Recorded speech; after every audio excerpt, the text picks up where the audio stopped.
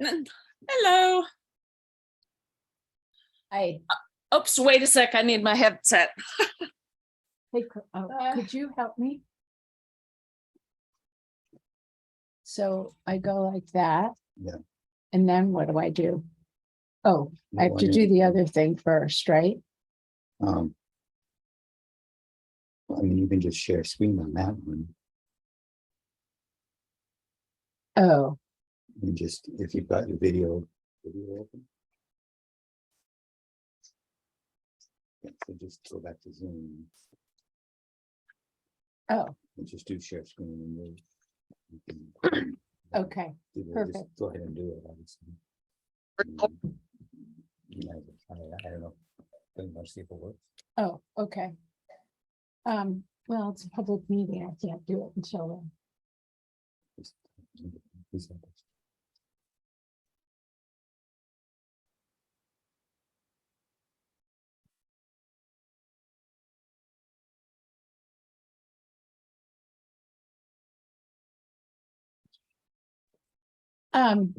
Catherine, I'd like to just try to see if something's working before the meeting actually starts. So I'm not doing anything, just checking to make sure this works.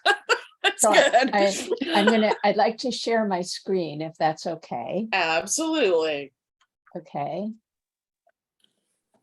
All right. Can you see a black and white image? I can see something there. Yes. Yeah. Okay. All right. Okay. I'll stop sharing then. All right. I want to share something for oral communications, but I will see Okay. it till the meeting starts. Okay. I just This is collected, great that it's all working. Yeah. So, yeah, that was my fault. I screwed up. There were instructions, but she didn't send them out again or remind us to use the instructions. And I completely forgot there were instructions. So that's anyway, too bad. now I have them, and now Yogi's here. So you were not going to be here last Yeah. week. So Yeah. we got you because I screwed up. Anyway, I just took a look at my camera cards today, and I got a really nice mountain lion up in our redwoods, sniffing the ground and then walking forward. And it was get a good look at her face and body. Sometimes it's not so good. And then I got a bobcat with either a gopher or a rabbit in his mouth. Oh, neat. I hope it was a gopher because somebody ate my fig tree. Oh. And we got some rain today, huh? Yeah. And real yesterday. rain. Yeah, no, we didn't. Yeah, a little bit, but today was real rain. So yeah. We got quite a bit even here in Redwood Shores. So I'm surprised.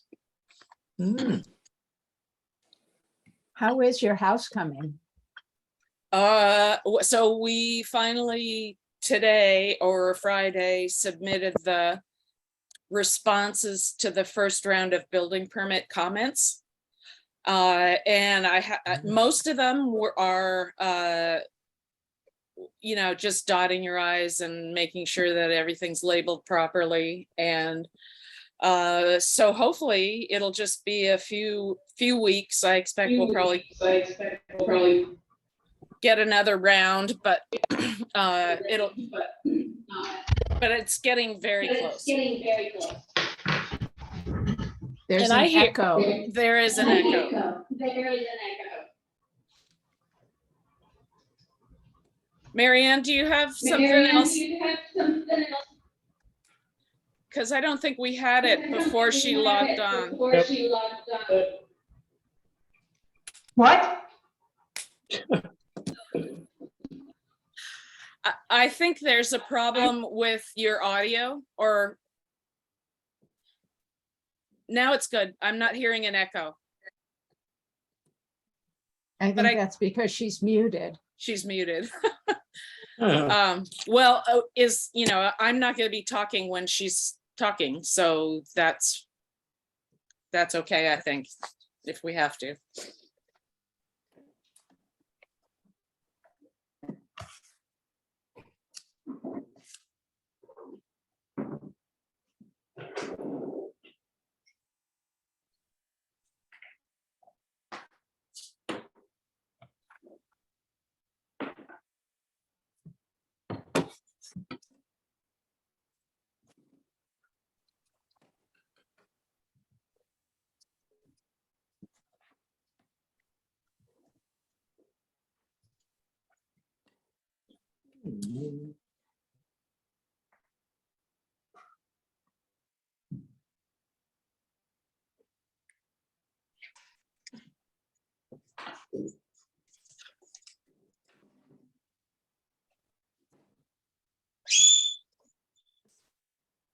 Who's got a bird? I do. Sorry, I'll put Oh, it on. no, that's okay. We all have something. Yes, we do. Wait till the kitty cats come around. Oh, there's one. I have two in here right now with me, and the horses just started whinnying because I haven't fed them yet. So, oh well. It's always something. Yeah.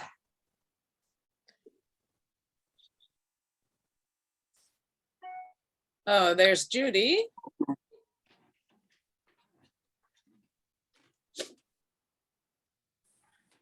They deemed you worthy of hosting tonight, huh? No, I have to admit that that was a fail on my part. There were special instructions that apparently I'd used them last time, but I forgot. So anyway, that was what happened. That's because there were two other committees that also had the same problem. I was assuming some sort of system problem. Yeah. Your audio is also a little bit stuttery or something. I don't know if it's just me. I don't know. Oh, now you're good. Okay.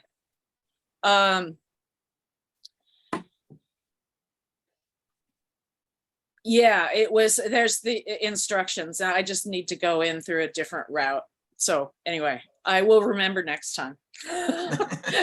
This would, I'm actually kind of happy that I'm not the only person who spaced it out, I mean, and yeah, you can't expect 60-something-year-old volunteers to remember every little thing. So anyway, it's good.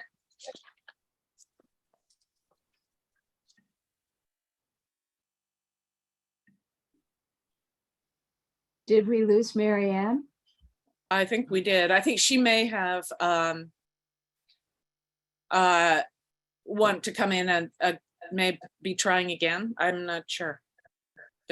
Something, maybe her phone, or that's probably Dieter. Yeah. Hi, Oh, Dieter. Hi, yes. everybody. Hey, Dida. Hello. Hi. Well, we've got a quorum. Shall we go ahead and get started at 7:02? Okay. Or we could wait another minute for Mary Ann, I guess, if she's still trying. Yeah. Let's. I don't know. Anything's Let's fine. get with me. started and she can join in when she joins in. It's been Yes. kind of a crazy day. I just ran up from turning our water back on. We had a pipe that broke today. Oh, no. No, I was thankful because it didn't break while we were on vacation. Yeah, I knew some people who had that happen. Oh my God. They got back and everything was flooded. Yeah. All right. There she is. Do you still have an echo? No. Good. Yeah. Okay. Well, now we should go ahead and get started at 7:03. And let's see. We're missing Megan, and that's it. Okay. So let's do oral communications. Nona? Yeah, I wanted to make a suggestion because obviously we have, Zoom is sometimes giving us trouble. Rather than you communicating with that by mail, because I, for example, have Outlook and I didn't know that you had canceled the meeting. Maybe you could text us because then we get immediately, I can't get in. And then none of us is trying for half an hour, if that would be possible. Well, it ended up taking a half an hour of trying to get in before we. So, All of us. But we were all, what I'm saying is, No, we were I all understand. trying. yeah, So if you say, text everybody, say, I can't get in, I will text you as soon as I'm in. That's what I mean. I think that's a great idea. Thank you. And I'll put that on my list of things not to forget.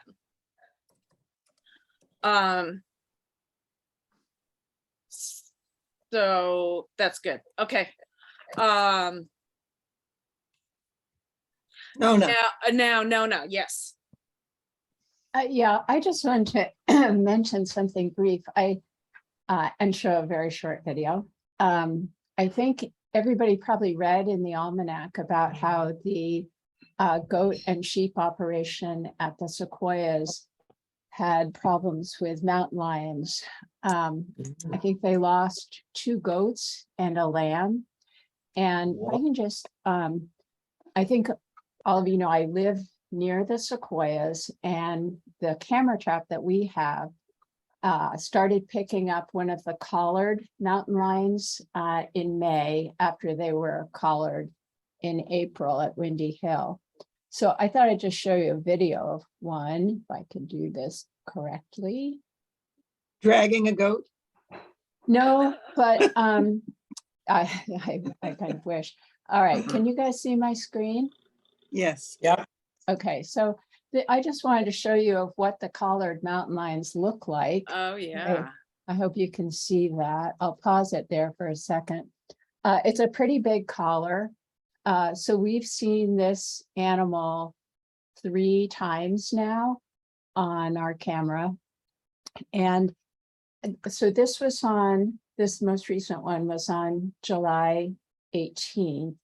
And then in the week following that, we picked up 3 other different mountain lions with this same camera. So there was a large male where the mountain lion here is sniffing. That's a scrape and scent marking spot that the male uses.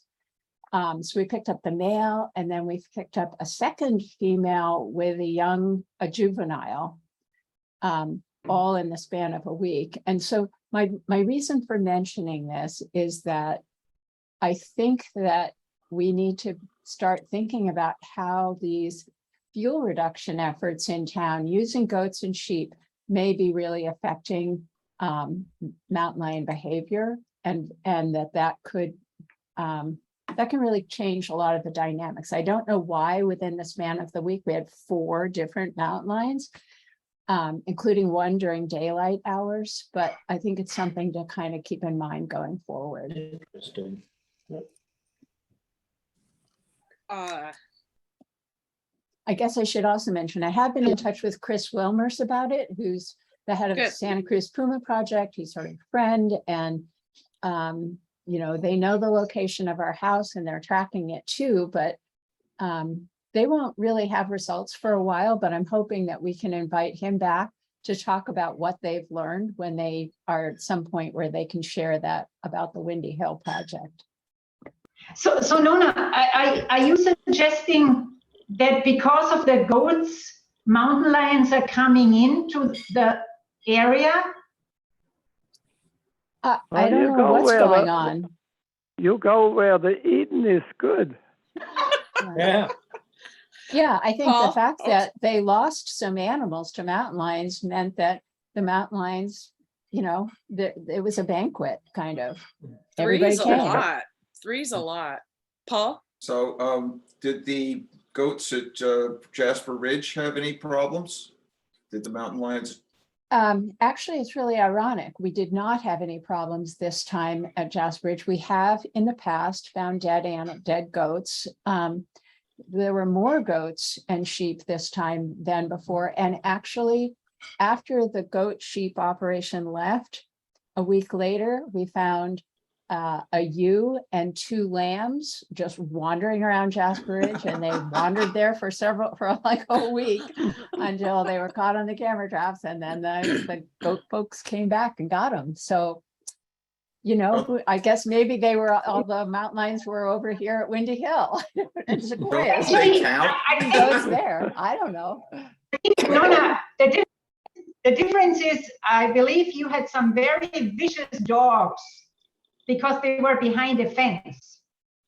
And these dogs, they were going. So I think it might have been the difference that the dogs were behind those strong fences, which they can't do that with the little electric fences. Good point. Yeah, that's interesting. Okay. Is that it for Marianne? Did we? No. Judy. Under oral communications, I just want to say that the town picnic is planned for September 17th, and it's not on our agenda, but I just wanted to sort of put it on people's minds so you can be thinking about that. We will not have another meeting. Let's see, second, I guess we will. We'll have a meeting just before it. So we need to be, you might need to appoint a subcommittee so that they can make plans and get all organized and everything, because if we can't really do it the very, 5 days before the thing. Correct. Okay.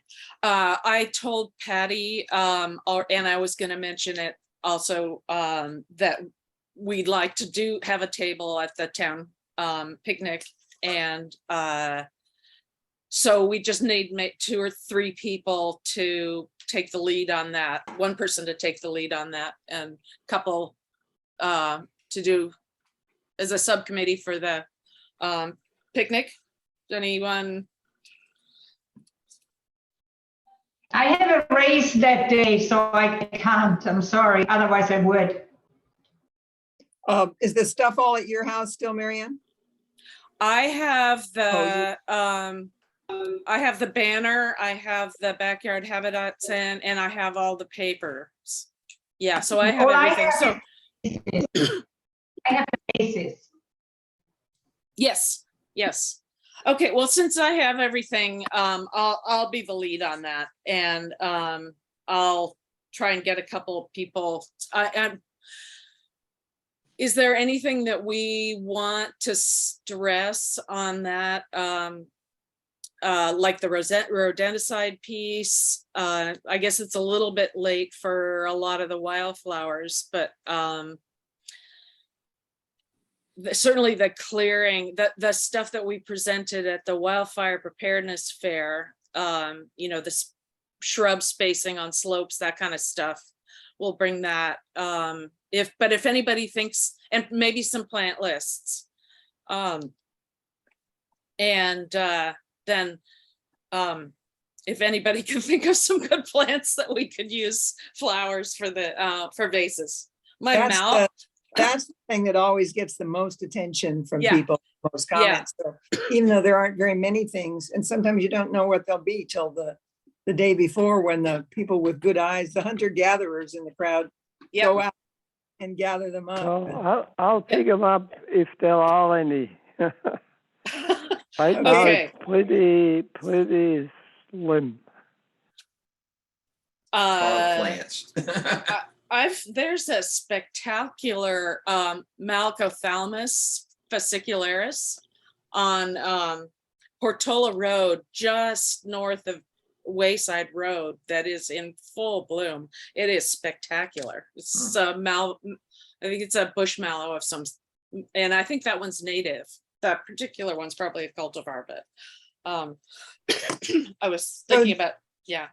If Dieter gathers them up and I IDs them, I I'll have help some- them get them in vases and things. Good.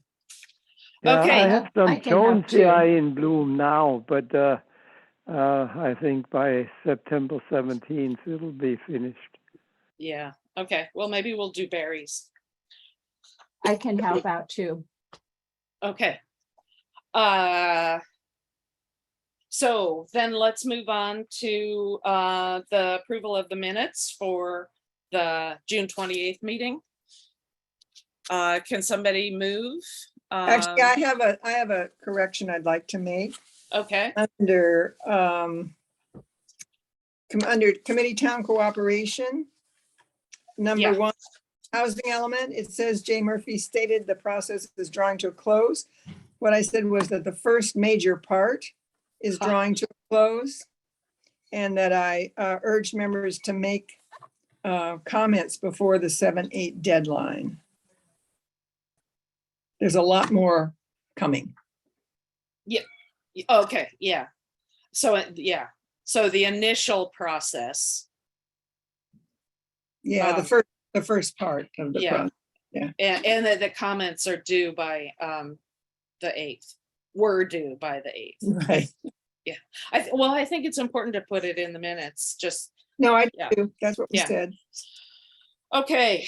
And that's all. All right. So with the one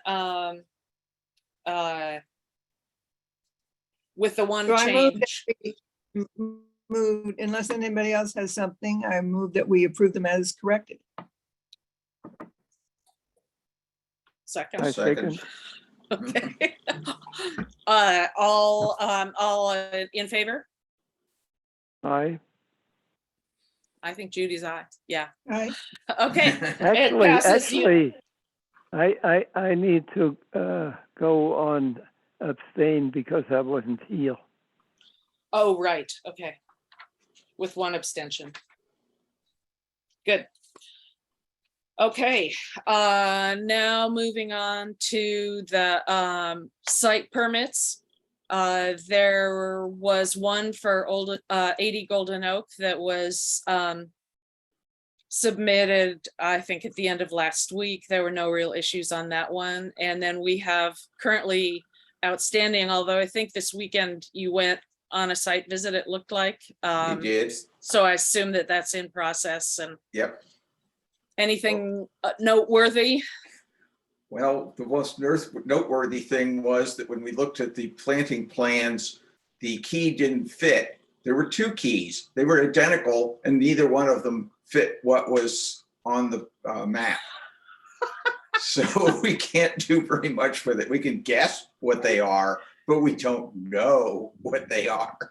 Yeah, I think it's fair to push back and just say that, you know, we need to see an accurate plan at least.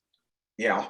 And you might actually send whoever it is, Jake or whoever it is, just send him a note saying that, and don't give him a report saying that. Say, we're holding our report so we get a good plant list, and then you'll get it fast and you can There you give go. them It's a new the whole planner. right having to do a report that's not accurate. Yeah, I can't remember which plan, is that one? The Which new plan? one. It's a new one. There's- But it's not there's a the lot of new planner's ones. fault. It was the actual blueprints they Yeah. were missing the majority of the plants in the plan.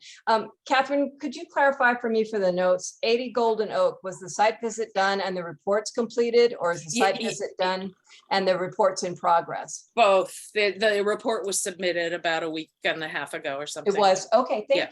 thank you. That one was kind of interesting because the owners were out of town on vacation and extended vacation. So the landscape architect came and FaceTimed them in, and we had a really nice long conversation with the owners that way. And it was really a good way to do it in a pinch.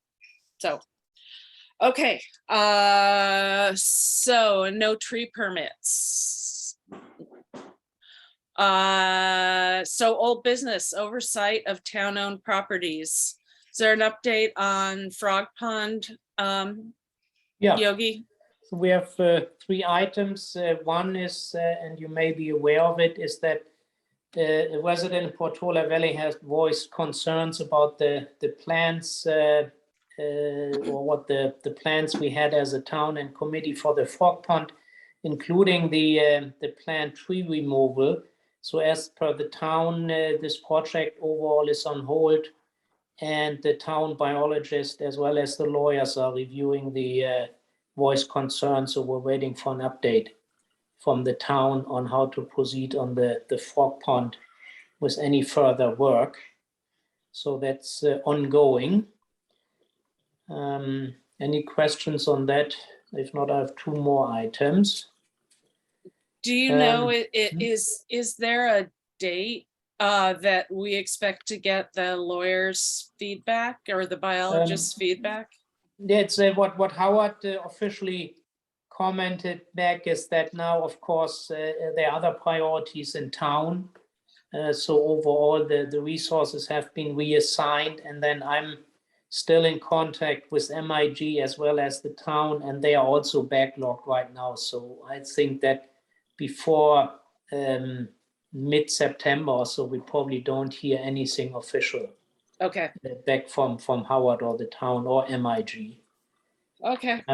So that's that part. Then Dana and myself, we had a very good meeting one Sunday morning with 2 Boy Scouts leads that are both at Corte Madera School. We spent like, I think a good hour with them explaining a little bit of the site, what's happening. Also mentioned, Nona, I think that you had some drone pictures taken, so they were very interested in that. And we hope that we can engage with them going forward and kind of make them the lead person for some of the school activities. So they appear to be very interested in continuing the interaction there. So that one, and then the third one would be a new item, and it's kind of how and who do we now engage with the school? The construction is not final yet, but processing quite rapidly, particularly on the side of the frog pond.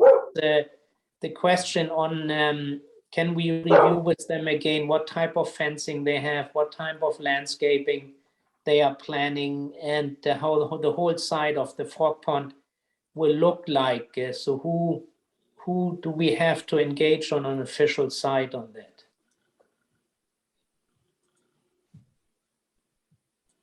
And that's it for my side.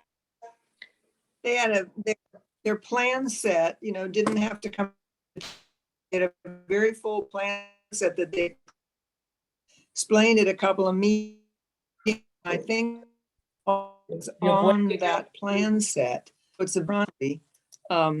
Judy, you're breaking up. Yeah.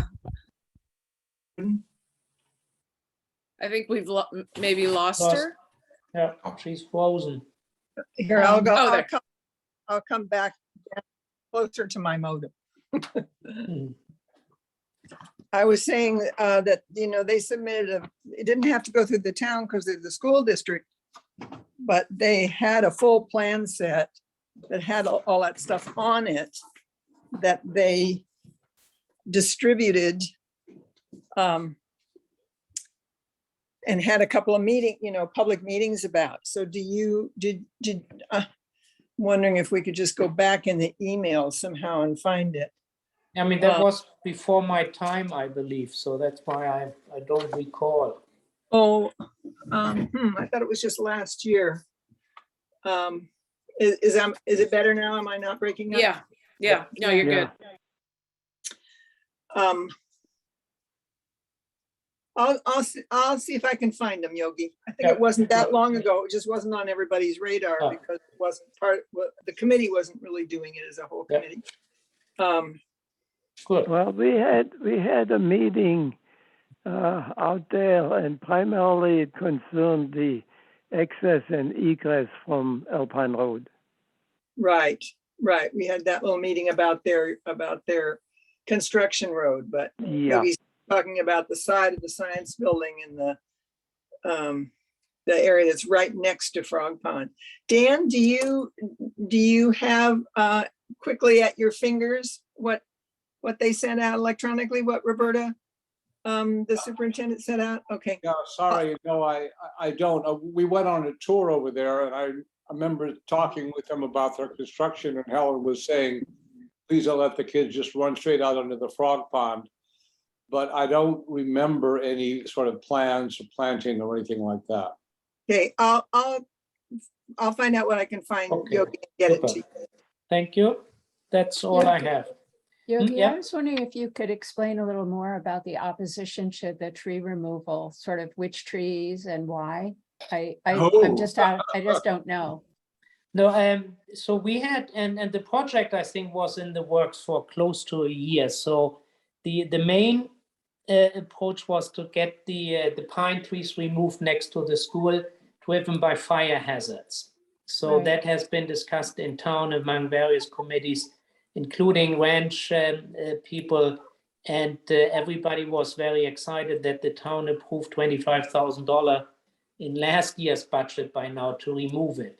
And then as a secondary thing, the committee as well as some ranch residents flagged some of the oak trees along Indian Crossing to be removed, some of them to give like other oaks a little bit more room to grow. And then is what also used the argument that we wanted to open up the view to Windy Hill when you kind of walk there or drive by. So that's why some of the oak trees, they had a little red ribbon around it, were scheduled for removal. And then towards the Portola Valley Ranch property line, there were some not so dwelling popular trees that were also marked for removal. So those were the ones on that side. On the other side, the work, if you are on Alpine Road, the work was completed because that was done by Woodside Fire, where they just cleared out the underbrush and opened up a view window to the pond when you walk or drive by Alpine Road. So that was completed. So the resident voiced concern that there was not, first of all, the person doesn't like the removal of any trees. The person thinks it's not a fire hazard, even if they are pines, and to remove trees because of opening up vista also was not acceptable for that person. And then further, the person questioned if the town is actually, or we as the committee have the jurisdiction to make decision about the frog pond, if that's not a state level engagement, and whether the town kind of not followed the rules by us to engaging in some of the ideas, whether it's mowing or engaging MIG and others. So it's kind of a whole host of points that resident put forward to the town. Yeah, thank you. he also complained about mowing the, I mean, he thought we were mowing for cattails. And I didn't get a chance to clarify that it was actually the Harding grass. Yeah. But he's just complaining about everything pretty much. He wanted Well, us to that- get an EIR. He thought we should have an EIR to do that. Right, he was kind of threatening to go to the state CEQA to. So is anything happening internally at the ranch to sort of help this out, Dan, or is it just one of those things? Is the Ranch Landscape Committee, which had been totally behind this project, do they have any role in his opposition and talking to him? He's a ranch resident, right? Yeah. No, as far as I not, as I said, we are now asked by Howard to await the official town response, which will be coming. So as I said, so far the project, all the projects around the pond are on hold. Right. So I think that only a thing to add, Yogi, was that this in fact has been in the works for probably 3+ years, because it hasn't been budgeted, but it's been on our list of improvements to make there. Yeah, and that's the other very frustrating part is that that resident with ample notice from the ranch type multiple times, as well as public notices in committee meeting notes, etc. Like the night before the work supposed to start, filed the claim with the town. So as I said, very, very frustrating on the timing aspect. Yes. The pines are all old Monterey pines that have sort of exceeded their average life expectancy in this area. They're in decline. There's a lot of dead stuff up there, and they're a major fire hazard, not a small one, and they should come out. I don't think it stopped work on the pines, did it? Just stopped work on the oaks, No, everything. No, everything. Everything. Also, as I said, all work around the pond is currently on hold till we get official feedback from the town. Yeah. Right. Marianne? You know, just seeing what's going on, maybe Judy or somebody should just start a conversation with this person and find out what is the real issue, because the real issue is probably something completely different. And if he doesn't listen, then with the pines, we could certainly have the fire department talk to him. You know, Dawn Bullard will explain to him about the pines. But I would first just, with the nicest person, and that's Judy, that's why I'm suggesting it, or maybe Nona, who is the second nicest, and just because that's what seems to be, missing, that we don't speak directly to each other and just see, why is this person so angry, why? And if we can find it out, maybe it. I think, Marianne, that's a good suggestion, but I think it's beyond it. First of all, I think we are asked by Howard not to engage. And then secondly is some comments in his various, or that person's various communication, where you can interpret it the way that the person just doesn't like any more change. And Right, I right. think there was some previous discussion on the ranch as well with the individual. So as I said, it's beyond the point of reasoning at this point. Right. So why didn't we hear about this earlier? Yeah, When as it the maybe person- was still. We did hear about this before. We've heard about this. We just didn't catch it, okay. Well, it Okay. wasn't up All to right. us. No, it was, Okay. it was the night before the work was No. supposed to start. Right. And I the- mentioned it at the last meeting, but we didn't dwell on it, so. Okay, thank you. Yeah, so, okay, so Rosati Field and Dorothy Ford Park, I was hoping that I could get Dieter and Paul out there before the meeting, but we haven't made it out yet, so we'll put that on the next meeting. Wait, Well, I regularly run through there. Okay, And last time I did, let's first come back to the trees of heaven. The ones that Paul treated with his magic elixir are still dormant. And a year ago, when I treated them earlier, they came back by right as soon as the mowing was done in June. There was one at the very end by the tennis courts down there, and apparently March said that it was a black oak. I went there, and indeed it was a black oak, but it was right next to the post, and you don't want a big black oak. I'm sorry, not a black oak, a black walnut. Anyway, and we don't want that there, so I clipped it and treated it. And I'm not sure yet how successful I was, but the only other thing that's left in the Fort Park is there is a little bit of Detrichia coming up here and there. Maybe about, I saw 20 plants last time, and one of the next week or so, I'll go down and pull them. There's not much that I saw that is offensive right now out at Rosati's, but I didn't give it the same kind of scrutiny. I will say that Howard actually talked to me about the stone pine trees that are there because the Rosati's owners want to remove them.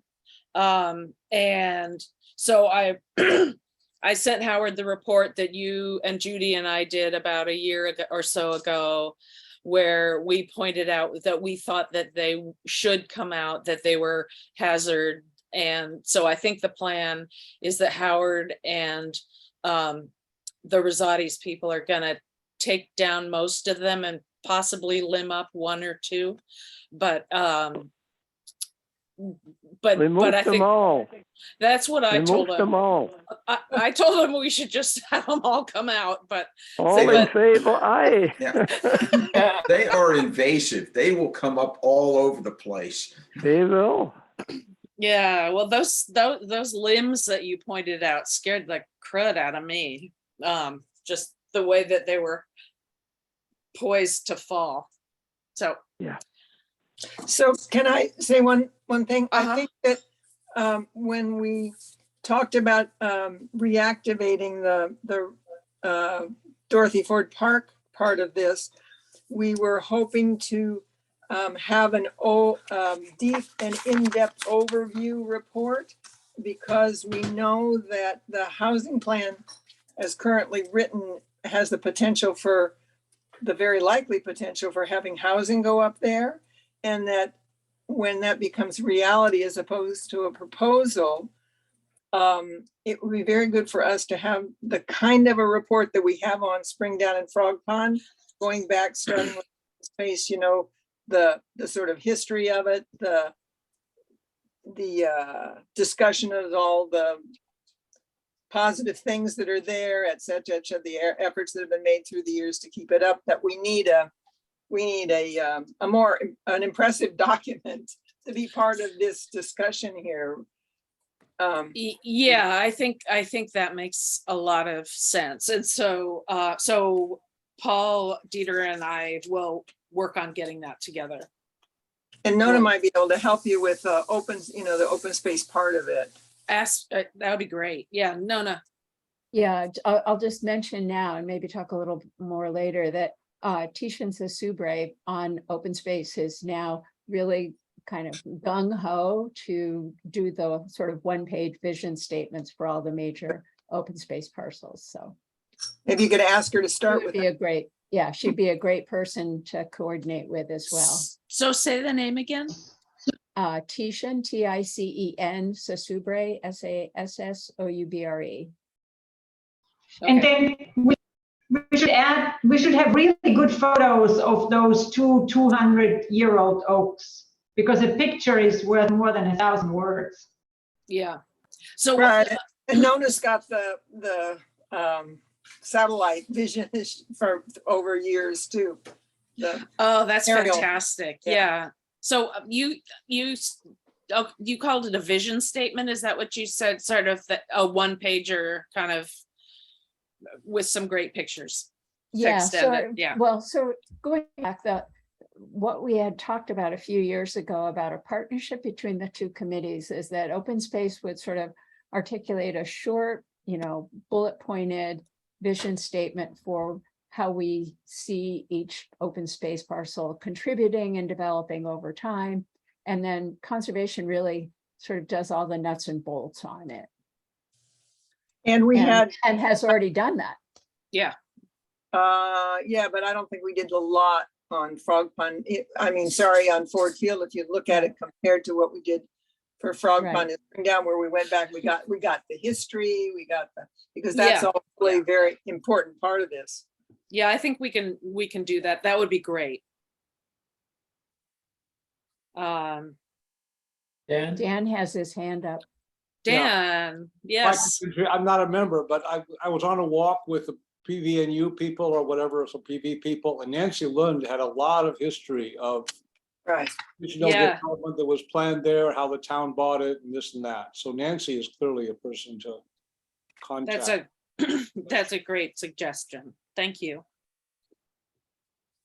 Okay, and if I remember correctly, there was a meeting, a Hawthorne's meeting, the same day as our last committee meeting, and I wasn't able to go, but I just put Paul down as a placeholder because I think he's been. Yeah, I didn't make the meeting either. So okay, did anybody attend Yogi's the meeting? the one who's the contact for the Hawthorns.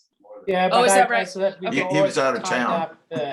We were, yeah. I mean, what they had shared is, and it should be available like that Q&A summary from their walk around, so we can either recirculate it to get up to the latest. And I haven't seen or heard anything further yet on a timeline update. I mean, the last one was that they are slowed down also by request and also financial things. So I haven't seen any latest in terms of an updated timeline. Okay. Nona? Judy, you were at the meeting. I was at the meeting, and I thought a whole bunch of people were. Mainly what they did is give a brief overview, and then they broke us up into these table units to discuss what we saw as the positives and negatives of Hawthorne's and the questions that we had. And Katarina Strohmeyer was at my table, as it turns out, so I got to see her. Excellent. Anyway, I thought it was great. It was a very good meeting. It was largely, some of it was information to us, but they were really information gathering, and they seemed very serious about it. It didn't seem like a sort of a pro forma thing. They really took very careful notes from each table, and the reporting out from each table was accurate. Yeah. And it was really, what is the neighborhood, what do the residents want from this place? What are we worried about? What do we do not want for sure? So people talked about parking problems and, where would the preference for the parking be? Where would the preference for the trails be? How many, how much, what uses, what not uses? It was quite good. And then they did produce this Q&A, and that I think they are, something recently came by where it asked if anybody had any additional questions so they could add them to the Q&A that they already have. So I think I haven't looked at it, but my understanding was they were going to put up quite a robust. That's Q&A. great. Yeah, it would be great if they had a list of concerns and suggestions too, because everybody at my table was concerned about parking. Well, and they did that. they've done that, and trails and, yeah, yeah. they have done that. The website for some long time under the Hawthorne thing has asked for that kind of feedback. Yeah. Okay. Well, this is, I think, also related to the Hawthorns, and this is something that Paul, did you have something you wanted to say? Yeah, actually, it's after you end Hawthorns. I wanted to mention that something I did at Springdown. Okay.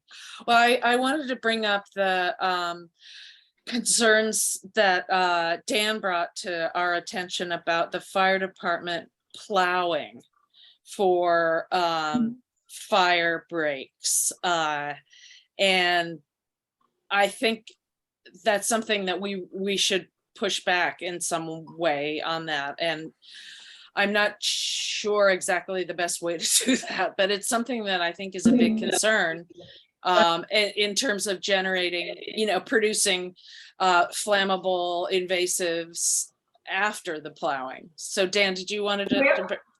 Where are they plowing? I got a very nice long reply from somebody at the MROSD, and I'd be glad to send it to you. I'm sure it's public. And he was arguing, saying that, giving all the good reasons why they needed those fire breaks, and he sort of convinced me that they were probably semi-appropriate. The ones along Alpine Road might stop a small fire from a cigarette. The ones below Portola Valley Ranch might stop a fire going up the hill to the Portola Valley Ranch houses. I'm not sure about the one across the middle from Portola Valley Ranch up the hill.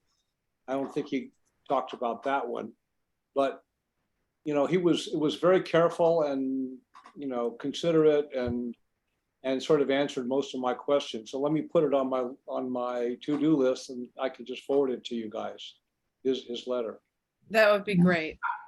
Yeah, I tend to agree. Marianne? I tend to agree.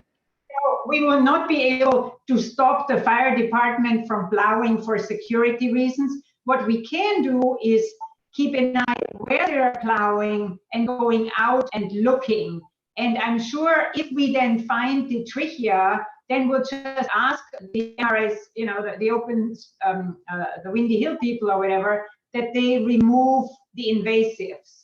But I wouldn't even go into the direction of stopping the plowing. That's like, saying the fire department don't use water for a fire.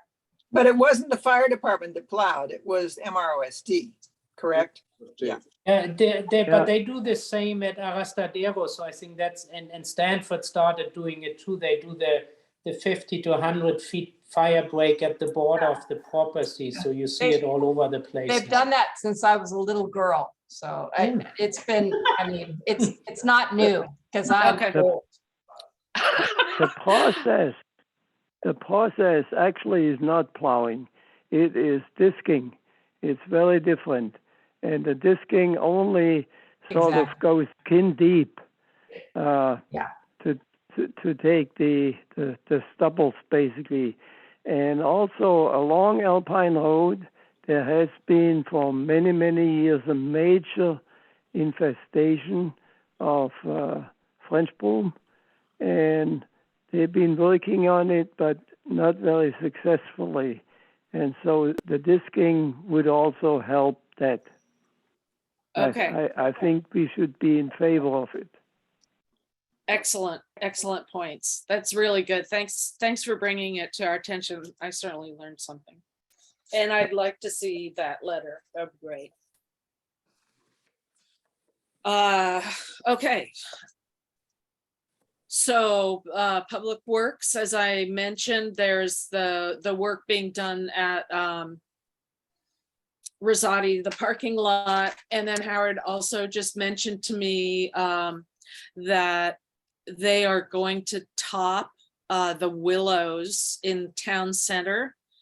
Some of them are very tall, and he thought it was, he wanted to run it by us, but he thought it's something that should be done. So maybe we should take a look at it. Are they having Alex's group come, you know, every few years that That's a good question for him. I don't, they sort of do that. The town budget's like $5,000 or something, and they kind of handle that creekside. And I would think might be well done as part of that. he did not say that it was Alex's group. So I think this was just just topping the trees. He must have gotten a complaint that the willows are getting in the way of the view of the town center or the Yeah. hills. Yeah. And they'll grow back. Seems very benign. I mean, Yeah. the threat to the creek is that the willows will just take over and the creek will disappear. So Yeah. definitely needs work there. Okay, sounds great. And that was it for the Committee and Town Cooperation.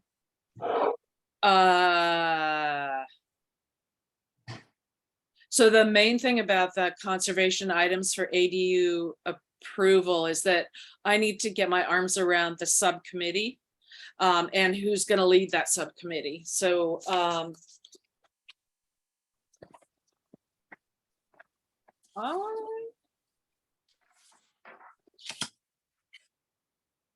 and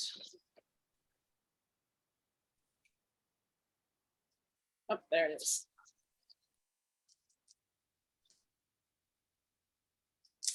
Okay, Megan, me, and Judy. So I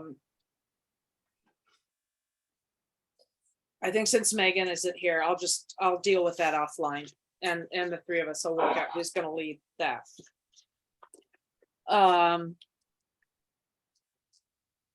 Okay, open space. I think Nona, you had an update. Actually, I don't have much of an update beyond what I just already said about Tishan Okay. taking on the vision statements. We haven't met since conservation last met, or at least not since the town council meeting with Fordfield. But if we can move to the next item, I do have some stuff on wildfire preparedness. Okay. So Wildfire Preparedness is meeting tomorrow, and at that meeting, Jennifer Eustra is going to present the canyon report that she led actually a year and a half ago now. Basically the Westridge Minoka Canyon report with its general application to Portola Valley. Jennifer is not on the committee anymore, so there was a lot of discussion about whether she would present it, whether I would present it, because I started doing some editing on it. And we basically, well, I didn't decide, the chair is Jennifer Hammer, and she decided that Jennifer Eustra would actually do the presentation. But she asked me to do a sort of companion presentation from the perspective of the Conservation Committee. And so I was wondering if I could, with your permission, share 8 slides that I put together, because it really should reflect the Conservation Committee perspective. And I don't know exactly what I'm going to say about some of these slides, but if you could at least bless the slides, I will feel that I am representing you. Excellent. Okay, I'll try and go quickly on this. So let's see if I can share this. Okay, can you see my presentation? Yeah. Yep. Okay, good. Okay, so I have 8 slides in total. And so this isn't going to be exactly a reaction to Jennifer Eustra's presentation, but partly because I don't know what she's going to say, but rather it should be sort of the perspective that the Conservation Committee has taken on the question of canyons. And in this first slide, my general point is that Portola Valley has a lot of canyons. Some are really deep and long and some are not, but it really does have a lot of canyons. Let's see if I can't promise I can, let's see if I can. Let's see, it's not advancing. Let me see if I can get it to advance. Oh, there it goes. I don't know what I did. All right.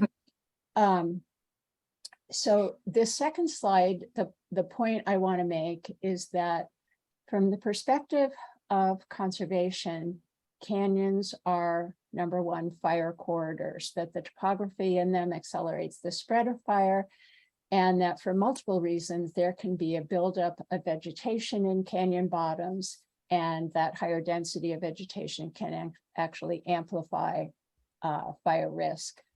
And the quote that I have here is from the NIST report, which is, kind of becoming the Bible in a sense for the Woodside Fire Protection District and others. And it really emphasizes the amount of fuel, the fuel content of houses, and the need for spacing between houses to prevent structure to structure fire spread. And this particular quote is really the only quote in that report that has to do with canyons. And it basically says that all of the effects of wildland vegetation near houses, which can be substantial, but generally aren't as significant as structural fuel content, that those impacts can be accentuated in the presence of complex terrain, such as slope, aspect, and canyons. So I think we can all recognize that we have to sort of start with the structure, that's where the main fuel load is, and then think about the vegetation. And it's on all properties, but especially in canyons. Slide 3 is what has the Conservation Committee actually done? And it's thinking about this. And so I want to highlight the Conservation Committee guide to defensible space and understory. And so I will present this as a 6-page document that is richly referenced with links to many things. And that this should be the starting point for everyone in terms of fuel reduction, because it is designed to, quote, help residents determine what, when, and how we can minimize disruption or destruction of local plant communities and wildlife habitat as we clear vegetation for fire safety. And so here's the link to that document for people. The next slide gives an example from one page of just how practical the advice is that we have tried to provide, and it asks sort of simple questions, and each one, I don't know, can you see my cursor here? So there's a link for each one. And if you open that link, it takes you to another 6-page document on the town website, which tells you all of the low fire hazard plants. And so this is basically what we think everyone should start with, or at least can start with, for thinking about how to manage fuel load. But then the Conservation Committee went beyond that and said, okay, if you are in a canyon, what do you do? And so the basic guidance that is to go beyond the basic guidance and increase canopy spacing with guidance that is indicated over here, increase understory spacing, which is indicated down at the bottom and to the right, and to increase the total amount of defensible space away from the building to essentially double what would otherwise be required. So the slides to this point sort of illustrate our perspective and how it dovetails, I think, with what Wildfire Preparedness has been telling people. Where I think that the Conservation Committee can actually do more is to highlight that canyons are not just corridors for fire. They are corridors for fire, but they're corridors in many respects. And so this slide shows from the Conservation Lands Network layer, all of the creeks, all the streams in Portola Valley highlighted in blue. I hope you can see them. And so one way in which canyons are a corridor is that they're a hydrologic corridor. They collect water, they convey water, and anything that's in that water goes with them. So that could be sediment, that can be plant material, that can be pathogens, such as different fungal diseases. And that because they're so deeply incised, they create different microenvironments. There's the bottom of the canyon environment, and then there are the two banks of the canyon, basically, which can face very different directions and have very different microclimates. Because of those different microclimates, they are different habitats. And so it's a corridor for really complex habitat mosaics with often very tall, dense forested land at the bottom of the canyon, partly because of the moisture that's there and partly because they aren't built up at the canyon bottom. And that those corridors involve, because of the moisture, because of the vegetation, resources and shelter for wildlife. And finally, canyons are corridors for the safe passage of animals, partly because of the moisture that they provide, but also because of the undisturbed habitat and resources. And that the really important thing is to think about protecting the house, but leaving the canyon base alone, except when it needs actual improvement because of tree mortality or something like that. I also want to emphasize one aspect of the hydrologic corridor, because I'd like to sort of think, I'm hoping people will think about the corridor concept in both things that go down and things that go up. So fire goes up and water goes down. But that has really big implications for things like sudden oak death. So this is a map of all the cumulative sudden oak death results for Portola Valley. And it's much more obvious to the Western Hills how much the positive test for sudden oak death, all these red trees, which again are where bay trees that have symptomatic leaves have been tested for sudden oak death and came back having it or carrying it, whereas the green are where the bay trees did not have it. That this is basically a phenomenon associated with moist habitats, and especially where there is moving water, because it's a waterborne pathogen. And so even though if you look here in the upper right, the northeast part of Portola Valley, the canyon report focuses on the Westridge Minoka Canyon. So that's this area, basically where these green trees are, but that even that area is starting to show signs of sudden oak death. So this is just one illustration of how things move through the environment and everything is really connected. And so my closing slide is this one here, where it focuses in on the Westridge Minoka Canyon, which is shown here. This is Westridge Drive labeled, and of course Minoka is the one drive is over in here. And basically I just want to argue that people need to work together, because canyons are corridors. They link the residents at the top to the residents at the bottom, and the residents at the top can manage their land so there isn't a lot of runoff and erosion and transport of invasive seeds by water moving through the environment. And that people at the bottom of the canyon can protect the upper canyon as well as themselves by making sure that their properties aren't transmitting fire risk and conveying fire up the canyon. It's really striking, I think, that if you look at these parcel maps for Portola Valley, in most cases, not all, but in the majority of cases, if you look at these canyons, that's a property line too. And so, you know, we can talk about fire moving up a canyon, but it's also going to move up along the properties that line the canyons. And so it's not just that you have to protect yourself from what's going on in the canyon, but you have to protect your neighbors from what's happening or could happen on your property. So I guess I just want to close that everyone benefits from having corridors that provide resources, shelter, and a passage for wildlife. And we can maintain that if we all work together. So that's it. Thank you for listening. That's a great map. I love that. Yeah. That's fabulous, Nona, really fabulous. Excellent. Especially, I love number 3, all the various kinds of corridors, because, you know, everybody's so zeroed in these days on the fire corridors up the canyons, and the, you know, really stressing the other kinds of corridors they are is really Fabulous. Yeah. Thank you. Thank you. I have a question on that. This is fabulous. The one thing that I remember from when I was involved in this, and obviously I know the Yaustra plan very well. What has been coming up is that most of these canyons are full of poison oak. And so we have this dichotomy. Poison oak holds the hillside, but the fire department is extremely concerned about poison oak.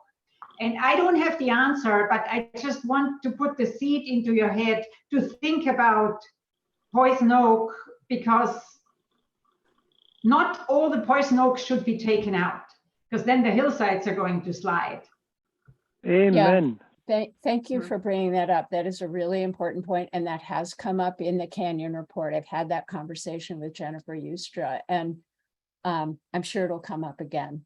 I think that the concern about poison oak being easily spread, rapidly goes back, is a ladder fuel, and produces very hazardous smoke if it burns, are all really compelling reasons for limiting it.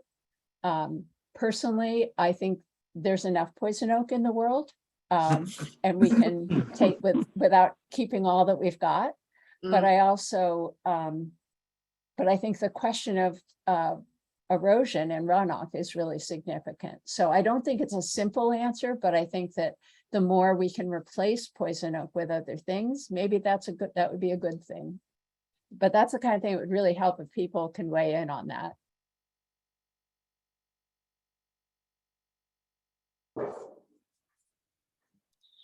So Nona, were you asking that we approve this presentation?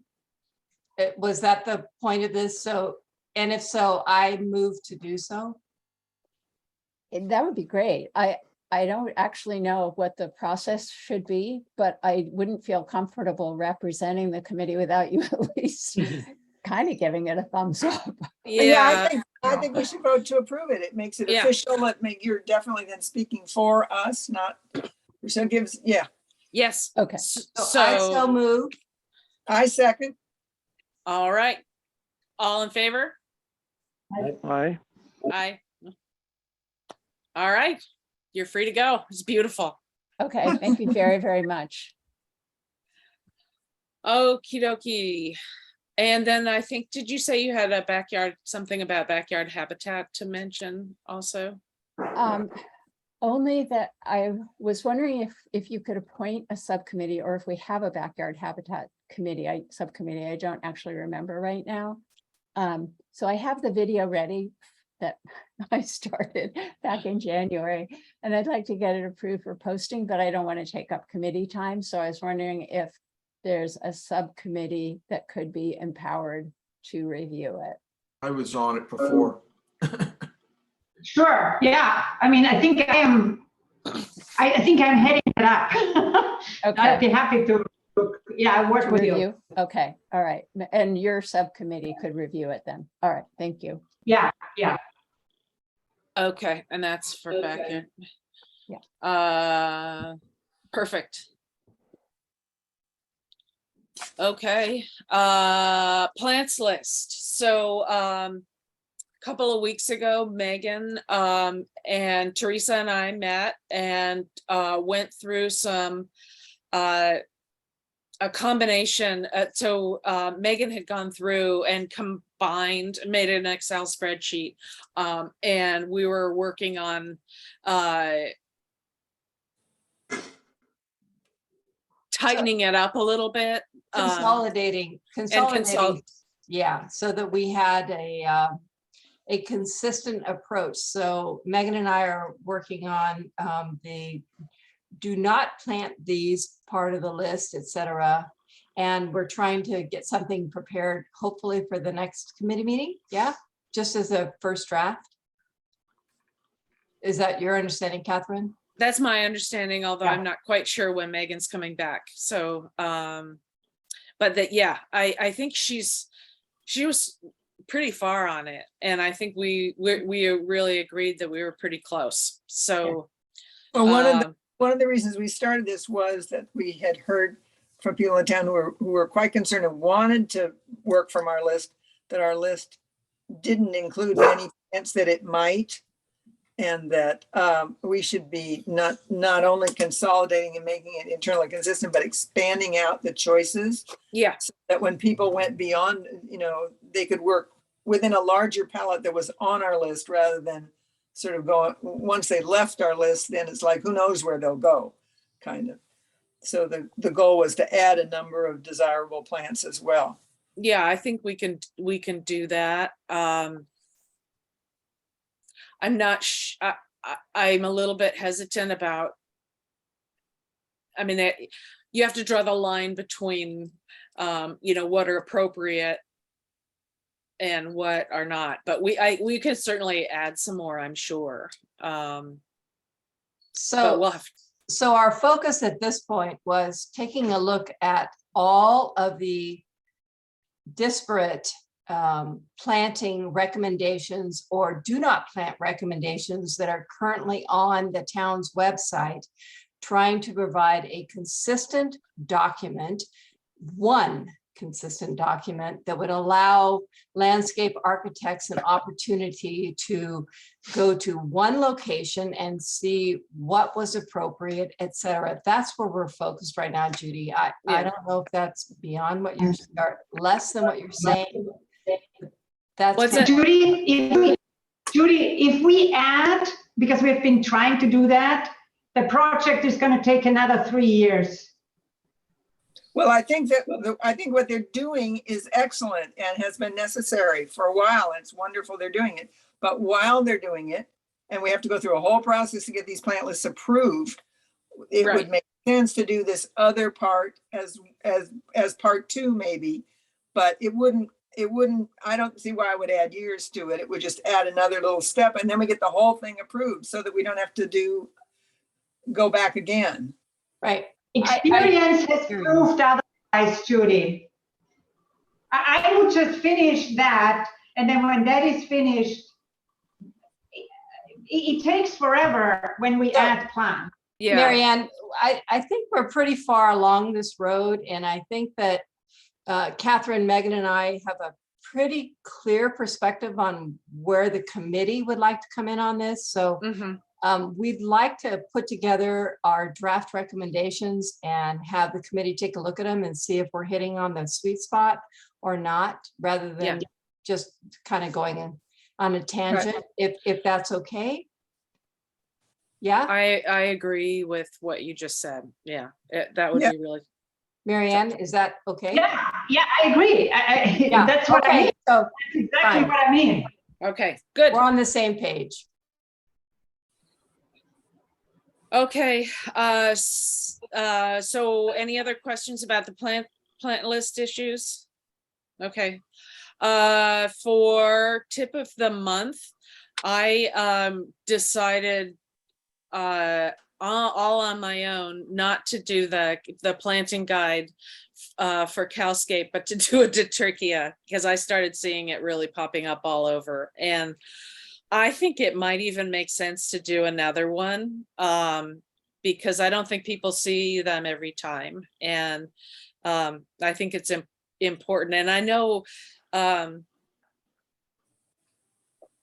just think it would be helpful to do another Detrichia. So unless somebody else has another idea, well, I'm working on the planting guide for the Cowscape planting guide. So. All right, I'll do. Excellent idea. You might just add something to work to that people who had done some construction, that they should be particularly vigilant, because that's what I now see all over town. You know, they built something 2 years ago and now bam. Yeah. Yep. I'll definitely put an extra stressor on that point. Yeah, good. And Nona? And tell people that if they live next door to somebody who's doing construction, that's when you really want, the eyes on the ground, because the people who are going to move in there aren't watching it every day. It's the people who live next door. Yeah, no, I couldn't agree more. So good. Okay. Any other questions about that? I just want to say we have neighbors who don't know the difference between tarweed and detritia. So there's all sort, there's Yeah, people around. So I don't know. yeah. About I tell them to smell Well, it. this will be a fantastic year for Detrichia. It's just amazing. It loves the climate. Mm. Anybody notice that one on the triangle next to the horse pasture? There's one that looks like a tree there. Where? At Triangle Park? Not the wedge, I'm sorry. The wedge Oh. where they have the Oh. horses right by the fence on the outside. There's this huge Detrichia. Well, they've been breeding them there for a while. They like horse parks. Yeah, Yeah. they sure do. Okay. And then as far as what's blooming now, I thought I would do the mallow, the bush mallow, since it's so beautiful. So unless anybody has any arguments about that, I'm gonna do that, and I'll do mention a couple cultivars of it. Yeah, or others. Nona, sorry. Yeah, Paul, do you want to suggest some wording about the Edgewood fire and the Malacathamnus? Yeah, Maybe, maybe. that's really interesting because it's already starting to sprout from the plants that burned, that were alive. Uh-huh. And no seeds yet because it hasn't rained, but I suspect it's going to be a just gangbusters number. By the way, Yeah. while you were giving your presentation on canyons, the Edgewood fire is a great example of how that fire went up the canyon and spread up. Fortunately, the fire people stopped it before it got to the homes. Everybody but it was getting close. Yeah. That's it's so great to be able to monitor plants as they come back from something like that. So Our biggest monitor is what's going to happen with the Durka. They drove a fire line right through our biggest colony. oh, It's ugly. yikes. Yep. Okay. Anyway, might be nice to mention Edgewood Park and going to see the mallow in your. That's a Oh. great idea. Actually, you can't see the mallow in Edgewood Park because it's off trail. Okay, never mind then. Okay. If you want to join my weeders, we go up and love to look at it because it is so beautiful. Maybe If I we- can do that. I can have them contact you if they want to see it. Yeah, there is some, Edgewood actually had 2 fires. There was one at the entrance. And that really? hasn't, at the Sunset entrance. And that one is, somebody said there was a Malacathamnus there, and now that it's burned, there may be a whole bunch more. So we're going to be watching that. Plus, there were a number of things we've had sputter in there. Rare plants, they'll see them one year and not see them for decades after. That may bring up all kinds of things in there. Excellent. That's really neat. I'll keep you informed as things go on. Yes. Okay. Kudos.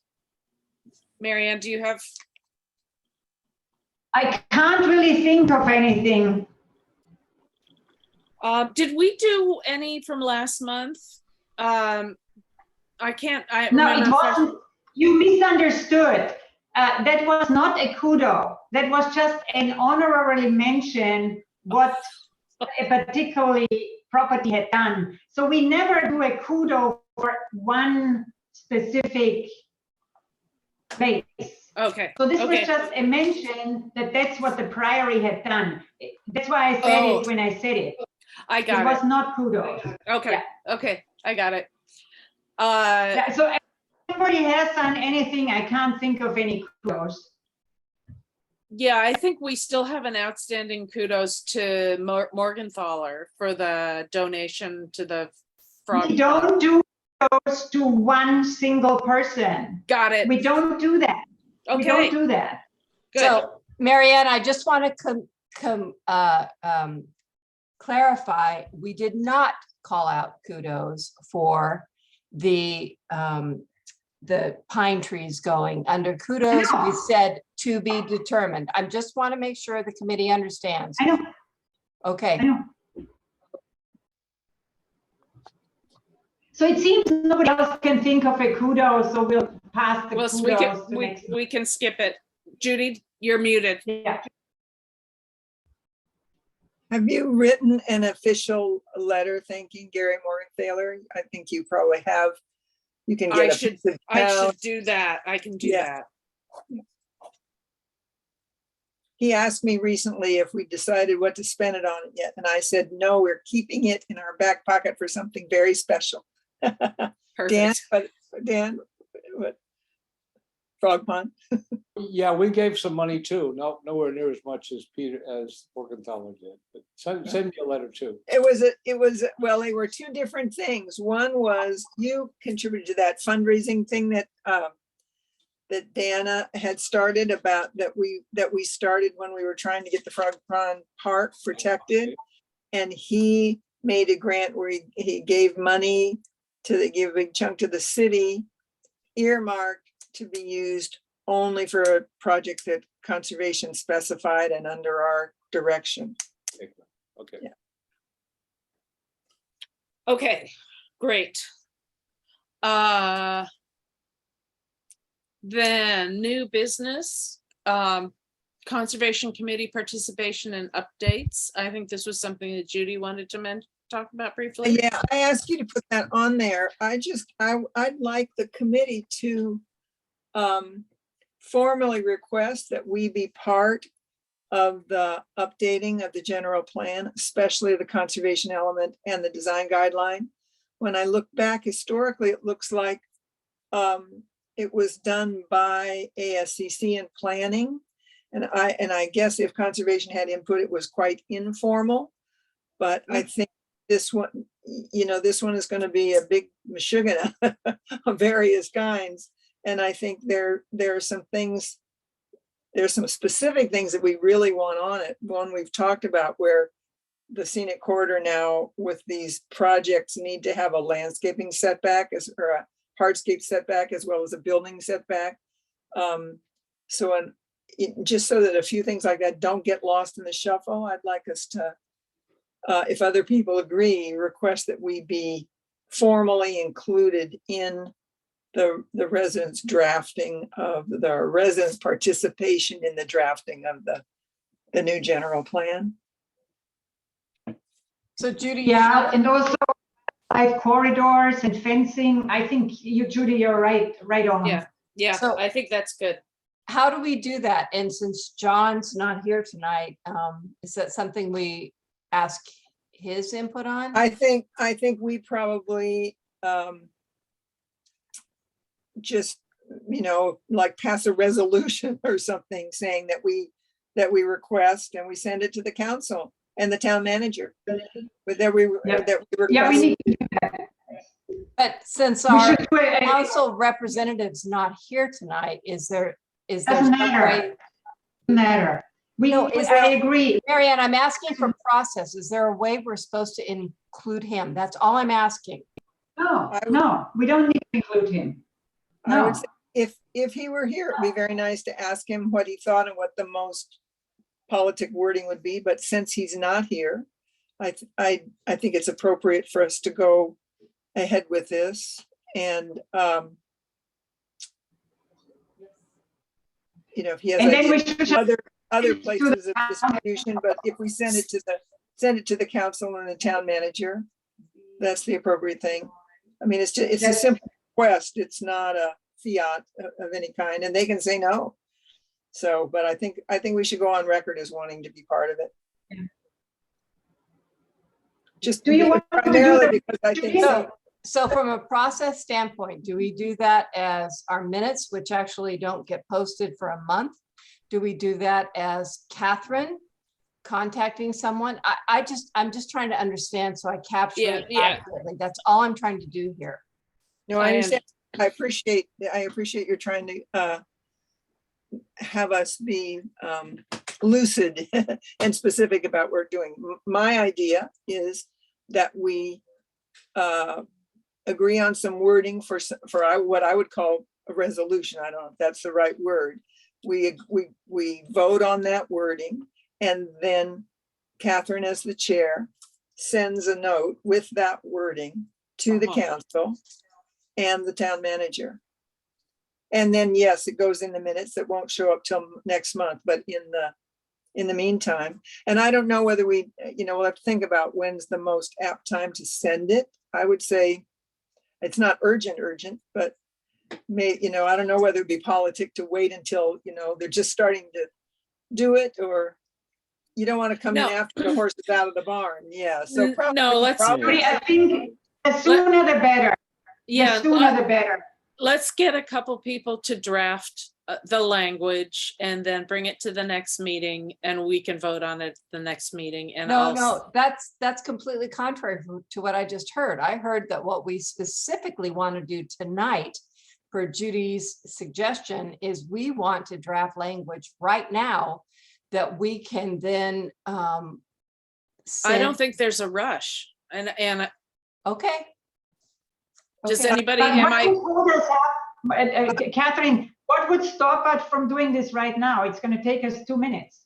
If we stop arguing about it. okay. It's not urgent. I wanted it on the agenda so that we could start to talk about it. Not because I thought it was urgent that we do it tonight. I think we should do it soon. I think the idea of having a couple people work on it offline so that we can pay careful attention to the wording makes sense. And then we'll bring it back to the committee next time, and then the committee can vote on it. And then it can be sent out. Does that make sense to everyone? Makes sense to me. Okay. Okay, perfect. Good. So I'll volunteer, since I brought it up, I'll volunteer to work on some wording. And Marianne, are you saying you want to help me? Is that what that I'll means? help you. Yeah. Okay, anybody else? Okay. Teresa, is your hand up because you want to help, Teresa? Yes, okay, super. Thank you, I appreciate it. Okay, and then the last thing is something that Christy Corley brought to our attention. It was Appendix A. And it was a proposal to to ensure that all of the open space parcels are protected in perpetuity. And so she wanted us, I'm not sure if she wanted us to be aware of this, but I wanted to bring it to your attention. Yes, please. Who's that? And Judy, your hand's still up. Every time I do this, it puts my hand up. It's not meant to be. Sorry. I gotta sit on my hands. Yeah, I think this is more of just, this is something that she is suggesting. It's not, there's not really an active thing for us, but just to be aware that they're trying to make sure that the deeds are updated. So Nona's Nona. Yeah, go ahead, Nona. I think this is a perfect thing for the just formed subcommittee to contribute to the general plan update, to look over and see if there are components that should be in a rewrite of the general plan from the conservation perspective. Yeah. I think that's some of this is process stuff that won't be in the general plan. I know, but I think that there are some of it, I think it is worth your subcommittee to look at and say, is there a general plan element to this, aspect to this? Because in this letter, I see that she's requesting several different things. Some of which are in our purview and most of which are not. Right, exactly. So yeah, I think that makes sense to have it reviewed for things that should go into the design or general plan. So that was easy. Well, Okay. anything about long-term protection should be in there in a stronger way. Anyway. Whatever. Yeah, no, and I think, yeah, somebody just needs to make sure that the wording is there.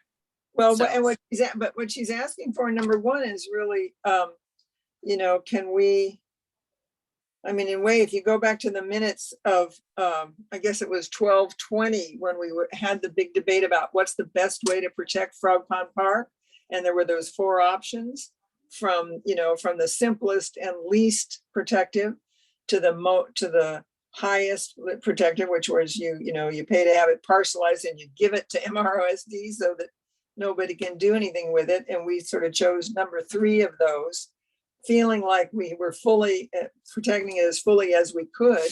And the council even said at the time that, they were going to do it that way, and that hopefully, Frog Pond Park wouldn't have to be discussed again every time the housing came up. And yet what we saw was, with the Housing Elect Committee, there were people talking about building on Frog Pond Park. So, it's a huge issue, but it's not. She seems to think it's as simple as us saying, just, we'll say it's in perpetuity, and that's not, you can't just do that by fiat. You can at the time you bring it in. I think that's the thing where and I don't know if the general plan's the place that would be, but clearly when open space is, getting new property, or somebody wants to donate property, we should all be hypersensitive now to the fact that's got to be in the deed. In caps. Right. Yeah. So I wonder if the general plan is a place where there can be language that says, like, open space can't be moved out of open space without a representative process that includes something and something and something. I mean, it seems like the general plan could have language about process, Yes. for example. Yeah. But the general plan can be changed by the town council as they wish. Yes, Let's not as we forget know, that. but that's what's happening next. That's what this thing is happening. That's why we want to be Right. part of what it says. Right. And I actually, to be honest, going forward, it would be very smart, instead of anybody giving open space to the town, to giving it to MRSD or any of these organizations where we know they will not build. But if it's given with Because deed if you give it to restriction, the town, there is if no it's given- protection. no, that's not true. If it's given with a deed restriction, the town can't do anything about it, because that's not a matter of changing the general plan, because it's a legal restriction on what the town can do with it. Whereas if it's not in there, so for example, Frog Pond itself, in the deed where they gave it to the town, the guy said it has to be kept as open space or it reverts to them. And so they can't, nobody talks about building on Frog Pond because it's impossible. Okay. But Okay. but these other ones that don't have that in the deed do it. So no. Yeah, so just going back to the general plan, though, I do think there can be process language in it that would be protective, because what I was told by Nicholas Targ is that the general plan is a legal document and the town is bound by it. So unless there is an explicit action to revise the general plan, they can't just say, we're not going to do that. And yet, we saw what happened. But remember the last critical change that was done in the general plan, when this simple change was made, that town-owned properties, the word town-owned was added, with the knowledge that excluded the Neely property. And then Neely could go and build a vineyard. None of us is smart enough to figure this out. So there is no protection. You can't change the plan. We saw it, how they did it with the open space, with the Neely space, with that one word. By changing it from whatever it was, open space, to town-owned, the Neely property fell out and they could do with it what they wanted. They also changed what they called the Meadow Preserve. It didn't say the Meadow Preserve, it said the presumptive. Yeah, they Meadow- changed a few words. It was extremely clever. And quite frankly, we are not that clever. Nobody is. We're not lawyers. Where are we from the Conservation Committee perspective on this? Are we back to Nona's suggestion that Marianne, you and Judy and I take a look at this? Does it need to be broader? Does there need to be some suggestion for the next committee meeting? Where are we? I think you just summarized it well. Yeah. That it's going to be brought to the committee that you're Judy and Marianne, to talk about whether anything needs to be brought to the committee, the full committee, to discuss for the general plan. Okay, and I'll take the lead on that one so that we don't Thank make you. a subcommittee that doesn't have a lead and so never meets. Yes. Okay. All right. Well, that's the end of the agenda. And unless anyone else has anything else they want to bring up, I think we can adjourn. Going to just bring up that I started treatment of the Atlantis at the Springdown. Oh yeah, good. So I will let you know how the treatment works. Excellent. That's good. Very good. All right. All Bye. right. See you in August. And I'll be in touch about the town picnic. Perfect. Okay. Okay, bye.